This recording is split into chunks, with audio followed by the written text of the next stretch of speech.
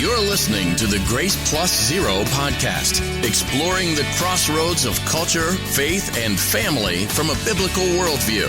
And now, your host. Good evening. Welcome to Grace Plus Zero. I'm your host, Brian Moore. How dead is he? Well, recently, while sitting at home on a sunny afternoon, I heard a knock at the door, and to my surprise, it was an emotional and teary-eyed neighbor. This lady had the misfortune of informing me my beloved pet, a dachshund named Stretch, was tragically killed by a vehicle. Upon hearing the news, I was saddened and found myself trying to figure out how to break the news to my wife. After all, she was rather fond of the little fella. Well, now I suppose that when the news first hit my ears, that I could have ran to the bookshelf and grabbed a dictionary, looked up the word dead, and in the length of time it took to turn a few pages, figured out what my neighbor meant by dead. But I consider myself a fairly knowledgeable person, and, well, I took it on my own to assume that dead meant just that, dead. Instead of calling neighbors, looking it up on the internet, or even consulting an advisor, I headed down the road to deal with the task at hand.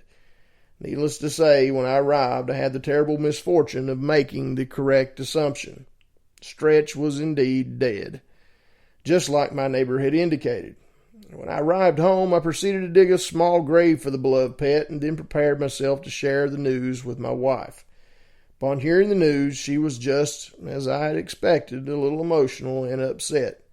Surprisingly enough, she knew exactly what I meant when I told her that the dog was dead. And she didn't even question the amount of deadness of the dog. She knew exactly what dead meant. Well, since the events of that day, I've often wondered what my neighbor would have said or how she would have reacted if I'd asked her the question, how dead is he? Well, no doubt she would have found such an answer foolish and rather ridiculous. And, after all, dead means dead, right? Well, if you haven't figured out where this little episode is going, my previous inquiry might seem a little foolish and irrational. They have no problem, a lot of people don't, believing that a dead sinner who's dead in trespasses and in sins is not completely dead. I've heard it said that the moral faculties of the man are not dead, that the will of the man survived the fall of Adam and is not dead, or that the word dead is not applicable to the free moral agent.